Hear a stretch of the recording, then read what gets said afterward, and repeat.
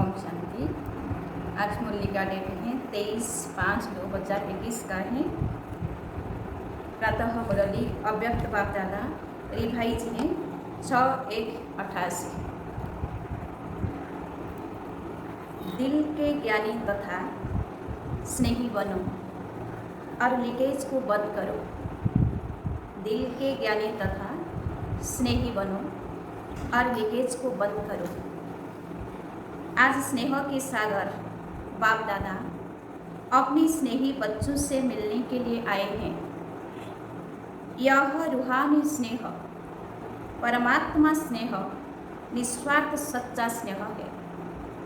सच्ची दिल का स्नेह आप सर्व आत्माओं को सारा कल्प स्नेही बना देता है, क्योंकि परमात्मा स्नेह, आत्मिक स्नेह, अविनाशी स्नेह, यह रूहानी स्नेह ब्राह्मण जीवन का फाउंडेशन है।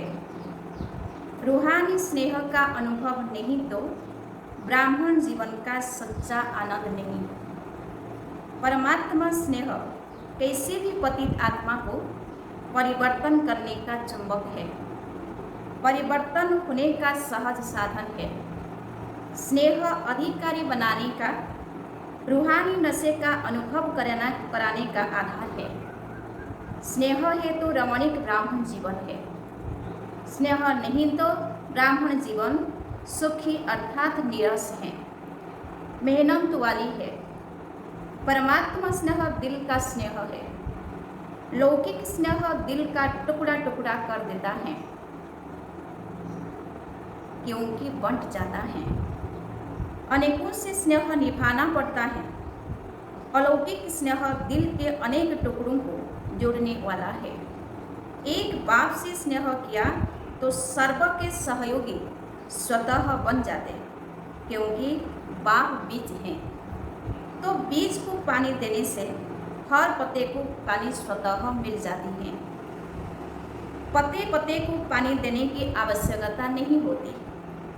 ऐसे रूहानी बाप से स्नेह जुड़ना अर्थात सर्व के स्नेही बनना, इसीलिए दिल के टुकड़े टुकड़े नहीं होते हैं। स्नेह हर कार्य को सहज बना देता है, अर्थात मेहनत से छुड़ा देता है। जहाँ स्नेह होता है वहाँ याद स्वतः सहज आती ही है। स्नेही को बुलाना मुश्किल होता है, याद करना मुश्किल नहीं होता है। चाहे ज्ञान अर्थात समझ कितनी भी बुद्धि में हो, लेकिन यथार्थ ज्ञान अर्थात स्नेह संपन्न ज्ञान हो। अगर ज्ञान है और स्नेह नहीं है तो वह रूखा ज्ञान है। स्नेह सर्व संबंधों का दिल से अनुभव कराता है। सिर्फ ज्ञानी जो है वह दिमाग से याद करते हैं और स्नेही दिल से याद करते हैं। दिमाग से याद करने वालों को याद में, सेवा में, धारणा में मेहनत करनी पड़ती है। वह मेहनत का फल खाते हैं और वह मोहब्बत का फल खाते हैं। जहाँ स्नेह नहीं, दिमागी ज्ञान है, तो ज्ञान की बातों में भी क्यों, क्या, कैसे दिमाग लड़ता रहेगा और लड़ाई लगती रहेगी अपने आप से। व्यर्थ संकल्प ज़्यादा चलेंगे। जहाँ क्यों क्या होगी वहाँ क्यों की क्यों होगी। और जहाँ स्नेह है वहाँ युद्ध नहीं लेकिन लव ही है, समाया हुआ है। जिससे दिल का स्नेह होता है तो स्नेह की बात में क्यों क्या नहीं उठता है। जैसे परवाना समा के स्नेह में क्यों क्या नहीं करता, न्याछावर हो जाता है, वैसे परमात्मा स्नेही आत्माएं स्नेह में समाई हुई रहती है। कई बच्चे बाप से रोहरियान करते यह कंप्लेंट शिकायत करते हैं कि ज्ञान तो बुद्धि में है, ब्राह्मण भी बन गए, आत्मा को भी जान गए, बाप को भी पूरे परिचय से जान गए, समधु का भी पता है, चक्र का भी ज्ञान है, रचयिता और रचना का भी सारा ज्ञान है, फिर भी याद सहज क्यों नहीं होती है। आनंद का व शक्ति का, शांति का सदा अनुभव क्यों नहीं होता है। मेहनत से क्यों याद आती, निरंतर क्यों नहीं याद रहती, बार बार याद भूलती क्यों? इसका कारण क्योंकि ज्ञान दिमाग तक है। ज्ञान के साथ साथ दिल का स्नेह कम है, दिमागी स्नेह है। मैं बच्चा हूँ, वह बाप है, दाता है, विधाता है, दिमागी ज्ञान है। लेकिन यही ज्ञान जब दिल में समा जाता है तो स्नेह की निशानी क्या दिखाते हैं? दिल। तो ज्ञान और स्नेह कंबाइंड हो जाता है। ज्ञान बीज है लेकिन पानी स्नेह है। अगर बीज को पानी नहीं मिलेगा तो फल नहीं देगा।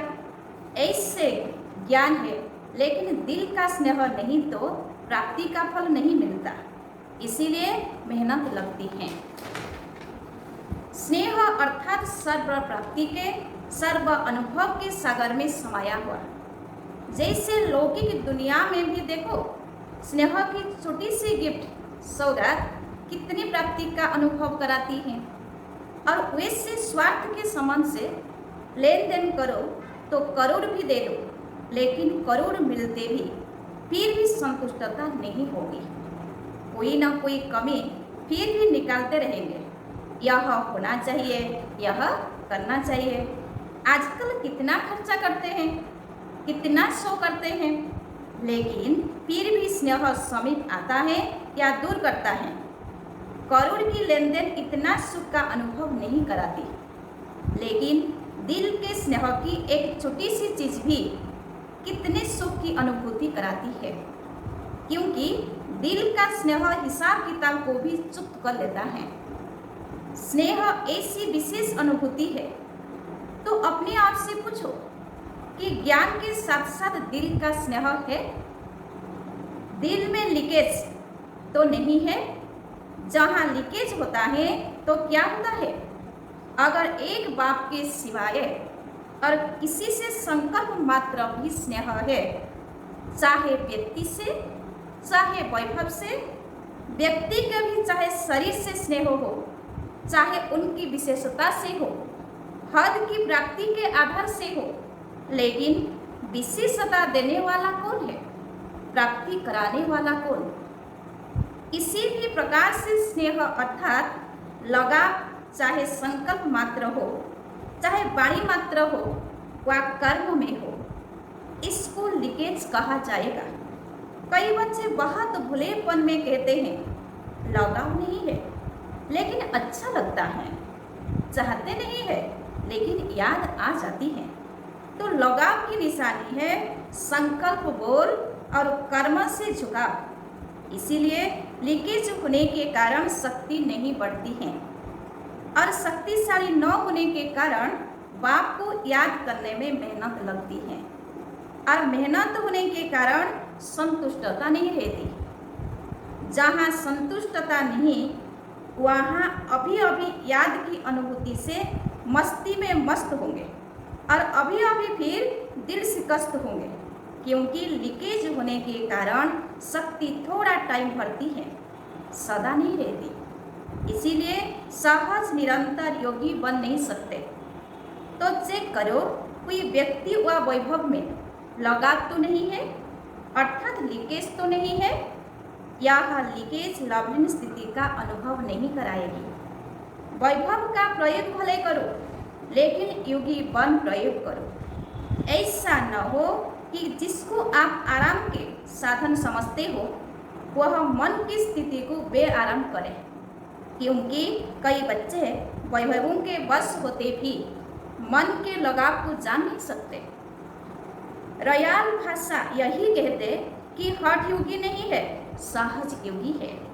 सहज योगी बनना तो अच्छा, लेकिन योगी हो जो बाप की याद को हलचल में लावे, अर्थात अपनी तरफ आकर्षित करे, झुकाव करे, तो योगी बन के प्रयोग करने वाले नहीं कहेंगे। क्योंकि बाप के बनने कारण समय प्रति समय प्रकृति दासी अर्थात वैभवों के साधन की प्राप्ति बढ़ती जा रही है। अभी अभी 18-19 वर्ष के अंदर कितनी प्राप्ति हो रही है। सब आराम के साधन बढ़ते जा रहे हैं, लेकिन यह प्राप्तियां बाप के बनने का फल मिल रहा है। तो फल को खाते बीज को नहीं भूल जाना। यह साधन बढ़ते जाएंगे थोड़ा समय, लेकिन आराम में आते राम को नहीं भूल जाना। सच्ची सीता रहना। मर्यादा की लकीर से संकल्प रूपी अंगूठा भी नहीं निकालना, क्योंकि यह साधन बिना साधना के यूज करेंगे तो स्वर्ण हिरण का काम कर लेगा। इसीलिए व्यक्ति और वैभव के लगाव और झुकाव से सदा अपने को सेफ रखना, नहीं तो बाप के स्नेही बनने के बजाय, सहज योगी बनने के बजाय कभी सहयोगी, कभी सहजयोगी, कभी वियोगी दोनों अनुभव करते रहेंगे। कभी याद, कभी फरियाद, ऐसी अनुभूति में रहेंगे और कंप्लेन की भी कभी पूरी नहीं होगी। व्यक्ति और वैभव के झुकाव की निशानी एक तो सुनाई, कभी सहज योगी, कभी योगी, कभी फरियादी। दूसरी बात, ऐसी आत्मा को प्राप्त सब होगा, चाहे साधन, चाहे सहयोग, चाहे स्नेह, लेकिन लीकेज वाली आत्मा प्राप्ति होते भी कभी संतुष्ट नहीं होगी। उनके मुख से सदैव किसी न किसी प्रकार की असंतुष्टता के बोल न चाहते भी निकलते रहेंगे। दूसरे ऐसे अनुभव करेंगे कि इनको बहुत मिलता है, इन जैसा किसको नहीं मिलता, लेकिन वह आत्मा सदा अपने अप्राप्ति का दुख का वर्णन करती रहेगी। लोग कहेंगे इन जैसा सुखी कोई नहीं, और वह कहेंगे मेरे जैसा दुखी कोई नहीं, क्योंकि गैस का गुब्बारा है ना, जब बढ़ता है तो बहुत ऊंचा जाता है, जब खत्म होता है तो कहाँ गिरता है। देखने में कितना सुंदर लगता है उड़ता हुआ, लेकिन अल्पकाल का होता है। कभी अपने भाग्य से संतुष्ट नहीं होगा, सदैव कोई ना कोई को अपने भाग्य के अप्राप्ति के निमित्त बनाते रहेंगे। यह ऐसा करता, यह ऐसा होता, इसीलिए मेरा भाग्य नहीं। भाग्य विधाता भाग्य बनाने वाला है। जहाँ भाग्य विधाता भाग्य बना रहा है, उस परमात्मा शक्ति के आगे आत्मा की शक्ति भाग्य को हिला नहीं सकती। यह सब बहानेबाजी है। उड़ती कला की बाजी नहीं आती तो बहानेबाजी बहुत करते हैं, इसमें सब होशियार है।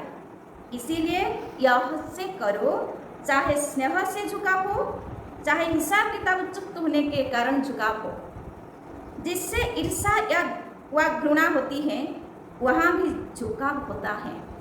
बार बार वही याद आता रहेगा। बैठेंगे युग में बाप को याद करने, और याद आएगा घृणा व ईर्षा वाला। सोचेंगे मैं स्वदर्शन चक्रधारी हूँ, और चलेगा परदर्शन चक्र। तो झुकाव दोनों तरफ का नीचे ले आता है। इसीलिए दोनों चेक करना, फिर बाप के आगे अर्जी डालते हैं कि वैसे मैं बहुत अच्छा हूँ, सिर्फ यह एक ही बात ऐसी है, इसको आप मिटा दो। बाप मुस्कुराते हैं कि हिसाब बनाया आपने, और चुप तो बाप करे, चुप तो करावे। यह बात तो ठीक है, लेकिन चुप तो करे, यह बात ठीक नहीं। बनाने के समय बाप को भूल गए, और चुप करने के टाइम बाबा बाबा कहते। करण करावन हार कराने के लिए बंधा हुआ है, लेकिन करना तो आपको पड़ेगा। तो सुना बच्चों का क्या क्या समाचार बाप दादा देखते हैं। सार क्या हुआ, सिर्फ रूखे ज्ञानी नहीं बनो, दिमाग के ज्ञानी नहीं बनो, दिल के ज्ञानी और स्नेही बनो, और लीकेज को चेक करो। समझा? 18 जनवरी आ रही है ना, इसीलिए पहले से स्मृति दिला रहे हैं, जो 18 जनवरी के दिन सदा का समर्थ दिवस मना सको। समझा? सिर्फ जीवन कहानी सुना के नहीं मनाना, लेकिन समान जीवन बनने का मनाना। अच्छा, सदा व्यक्ति और वैभव के झुकाव से न्यारे बाप के स्नेह में समाये हुए, सदा यथार्थ ज्ञान और दिल के स्नेह दोनों में कंबाइंड स्थिति का अनुभव करने वाले सदा योगीगण साधना की स्थिति से साधनों को कार्य में लाने वाले सदा स्नेही दिल में समाये हुए बच्चों को दिलाराम बाप की याद प्यार और नमस्ते। बच्चों की ओर से बाप दादा को याद प्यार और गुड मॉर्निंग। नमस्ते नमस्ते नमस्ते। पार्टियों से अव्यक्त बाप दादा की मुलाकात। अपने को डबल हीरो समझते हो? हीरे तुल्य जीवन बन गए तो हीरे समान बन गए और सृष्टि ड्रामा के अंदर आदि से अंत तक हीरो पार्ट बजाने वाले हो तो डबल हीरो हो गए ना। कोई भी हद के ड्रामा में पार्ट बजाने वाले हीरो एक्टर गाए जाते हैं, लेकिन डबल हीरो कोई नहीं होता। और आप डबल हीरो हो, बाप के साथ पार्ट बजाना, यह कितना बड़ा भाग्य है। तो सदा इस श्रेष्ठ भाग्य को स्मृति में रख आगे बढ़ रहे हो ना। रुकने वाले तो नहीं हो ना। जो थकता नहीं है वह रुकता भी नहीं है, बढ़ता रहता है। तो आप रुकने वाले हो या थकने वाले हो? अकेले होते हैं तो थकते हैं, बोर हो जाते हैं तो थक जाते हैं, लेकिन जहाँ साथ हो वहाँ सदा ही उमंग उत्साह होता है। कोई भी यात्रा पर जाते हैं तो क्या करते हैं? संगठन बनाते हैं ना। क्यों बनाते हैं? संगठन से साथ में उमंग उत्साह से आगे बढ़ते जाते। तो आप सभी भी रूहानी यात्रा पर सदा आगे बढ़ते रहना, क्योंकि बाप का साथ, ब्राह्मण परिवार का साथ कितना बढ़िया साथ है। अगर कोई अच्छा साथी होता है तो कभी भी बोर नहीं होते, थकते नहीं। तो सदा आगे बढ़ने वाले सदा ही हर्षित रहते हैं, सदा खुशी में नाचते रहते हैं। तो वृद्धि को पाते रहते हो ना। वृद्धि को प्राप्त होना ही है, क्योंकि जहाँ भी जिस कोने में बिछड़े हुए बच्चे हैं वहाँ वह आत्माएं समीप आनी ही है। इसीलिए सेवा में भी वृद्धि होती रहती है। कितना भी चाहो शांत करके बैठ जाए, बैठ नहीं सकते। सेवा बैठने नहीं देगी, आगे बढ़ाएगी, क्योंकि जो आत्माएं बाप की थी वह बाप की फिर से बननी ही है। अच्छा, मुख्य भाइयों से अव्यक्त बाप दादा की मुलाकात। पांडव सोचते हैं कि शक्तियों को चांस अच्छा मिलता है, दादियाँ बनना अच्छा है, लेकिन पांडव अगर प्लानिंग बुद्धि नहीं हो तो शक्तियाँ क्या करेगी? अंतिम जन्म में भी पांडव बनना कम भाग्य नहीं है, क्योंकि पांडवों को विशेषता तो ब्रह्मा बाप के साथ ही है। तो पांडव कम नहीं, पांडवों के बिना शक्तियाँ नहीं, शक्तियों के बिना पांडव नहीं। चतुर्भुज की दो भुजा वह है, दो भुजा वह है, इसीलिए पांडवों की विशेषता अपनी। निमित्त सेवा इन्हों को अर्थात दादियों को मिली हुई है, इसीलिए यह करती हैं।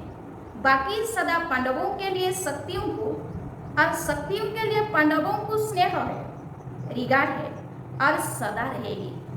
शक्तियाँ पांडवों के आगे रखती हैं, इसमें ही सफलता है, और पांडव शक्तियों को आगे रखते, इसमें ही सफलता है। पहले आप का पाठ दोनों को पक्का है। पहले आप कहते खुद भी पहले आप हो जाएंगे। बाप बीच में है तो झगड़ा है ही नहीं। पांडवों को बुद्धि का वरदान अच्छा मिला हुआ है, जिस कार्य के निमित्त बने हुए हैं उनको वही विशेषता मिली हुई है, और हर एक की विशेषता एक दूसरे से आगे है, इसीलिए आप निमित्त आत्माएं हो। अच्छा, आज बाबा का वरदान है, संकल्प वृत्ति और स्मृति से व्यर्थ को समाप्त करने वाले सच्चे ब्राह्मण संपूर्ण पवित्र भव। डिटेल से अपने संकल्प वृत्ति और स्मृति को चेक करो। ऐसे नहीं कुछ गलत हो गया, पश्चाताप कर लिया, माफी मांग ली, छुट्टी हो गई, कितना भी कोई माफी ले, लेकिन जो पाप व व्यर्थ कर्म हुआ उसका निशान नहीं मिटता। रजिस्टर साफ स्वच्छ नहीं होता। सिर्फ इस रीति रस्म को नहीं अपनाओ, लेकिन स्मृति रहेगी मैं संपूर्ण पवित्र ब्राह्मण हूँ।